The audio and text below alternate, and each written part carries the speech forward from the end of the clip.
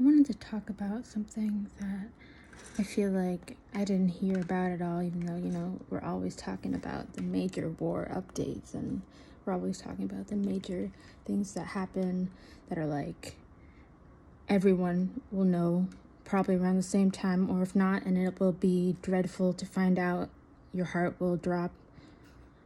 I wanted to talk about something else that is also about war, and happened this year and seemed relevant enough that I should learn more about it, like definitely read it because it validates proof that racial bias is still present from the world war that we already experienced, the 2 world wars that we already experienced. And that is the redemption or the receiving of Purple Heart military service honors up to 77 years after the fact of the war. And reading these news articles, which I'll put in the comments, you can look it up. Just look up Purple Hearts veterans. Black people were held back from being told they're soulful on the war front, or they were otherwise being hampered, and probably factually at this point, and we're only now proving this through an article, receiving awards for their spiritual behavior during battle. So that is also very interesting to consider and to throw into the conversation when you try to talk about news, because a lot of people try to talk about the news, but they don't really talk. They sort of spout off numbers and throw them at each other like you're playing a game, and that's how I really feel deep down. That this is a topic that it moved me immediately. Okay, it didn't even move me it didn't move me as much as I would like it to move me, that I find out the 2 major conflicted states of nationalism are going to go in and start fighting themselves. That didn't shock me. But what did shock me was when I saw on the news, it said, Black veteran receives Purple Hearts Award 77 years after the war, World War II.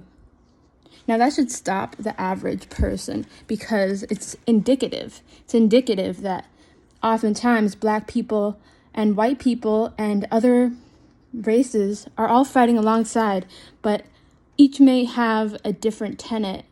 Each may have a different skill that they will be awarded for, or that will be the idea, which is still somewhat vague and is racial bias.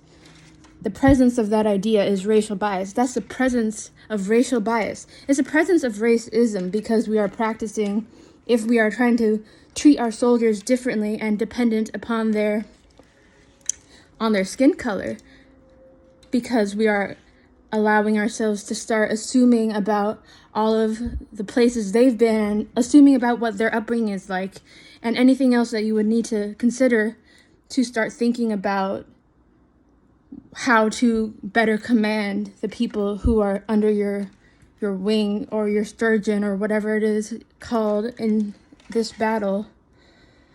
It should be indicative to you that this is something that still happens, that there's more news. There's not just the news that all is good and all is bad, which is what I really see passing before the people's eyes when they try to talk about news, because oftentimes they don't realize they're not doing it as well as they could. There's still proof out there, and maybe in recent news, this happened in January.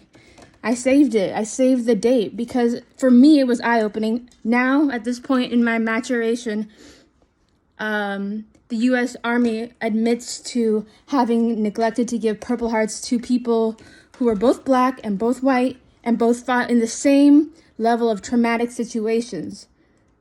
That's what that service award is for.